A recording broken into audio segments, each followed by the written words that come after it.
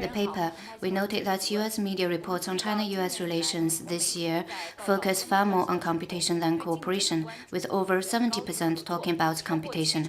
In the meanwhile, there have been rational voices from the U.S. political, business, and academic sectors calling for closer cooperation with China. They hope China and the U.S. will promote development through reasonable competition and strengthen rather than weaken economic interdependence. They also oppose decoupling, severing of chains, and a Cold War with China. What's your comment? Every time the U.S. talks about its relations with China, it mentions competition, as if China-U.S. relations are mainly about, or even all about, competition. China's position on this is clear.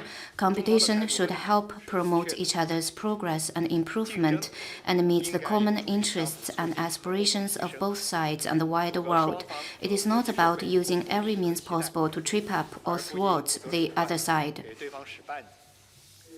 The U.S. talks about competition at every turn. What the world has seen, however, is that in order to gain an edge, the U.S. has resorted to state power under the pretext of competition to contain and press China by all government departments on all fronts and in all areas, waging wars of tariffs, trade, science and technology, chips and rules. What the U.S. does is nothing about competition, but about zero-sum and Cold War mentality. It is in nature depriving the Chinese people's rights to independently choosing development paths and pursuing a better life, and China's legitimate rights to development and national reunification. China firmly opposes moves to contain and suppress China in the name of competition. What the U.S. does will only push the two countries to rivalry and confrontation and bring the world a new Cold War with division and turmoil. We never shy away from competition or fear competition, but competition should be fair and reasonable. It should be healthy and rule-based. There should be red lines and restricted zones. Rules of market economy and basic norms governing international relations should not be ignored, and still less issues bearing on core interests should not be used as tools for competition or means of provocation. As two major countries, China and the U.S. should, from the height of common interests of both countries and future of mankind, compete on who can govern the country better and secure a better life for its people, who can provide greater impetus for global post-pandemic recovery, who can provide more public goods for climate response, who can come up with better solutions for regional hotspot issues, and who can make the planet where both countries and the whole mankind inhabit more secure, more peaceful, and more prosperous.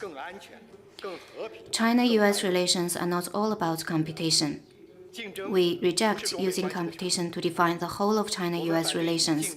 In fact, complementarity far outweighs competition in the economic relations, and cooperation in this area is in nature mutually beneficial. Last year, China-U.S. trade volume hit a record high. Given the size of economic ties, it is normal that differences and frictions may arise. The right way to resolve this is to find win-win solutions through equal-footed consultation. China and the U.S. have different social systems, but this does not prevent the two sides from engaging in cooperation based on common interests and should not be used as a reason for confrontation and rivalry. Under the current circumstances, China and the U.S. share more, not less, common interests. It is in our mutual and fundamental interest to prevent conflicts and confrontation and achieve peaceful coexistence. The two economies are deeply integrated and both face new tasks in development. It is in our mutual interest to benefit from each other's development. It is also in our mutual interest to promote post-COVID global recovery, tackle climate change, and resolve regional issues through coordination and cooperation. Playing up competition does all harm and no good, and seeking cooperation is a necessity, not a choice. Facts prove once and again that China and the U.S. stand to gain from cooperation and lose from confrontation. With cooperation, many big things can be accomplished that are good for both countries and for the world, while confrontation means disaster for both countries and for the world. The two countries need to avoid the way of thinking focusing only on competition and confrontation, accommodate each other's interests and concerns, seek for the broadest areas of exchanges and cooperation, and jointly contribute the wisdom and strength to the common prosperity of the two countries as well as world peace and development.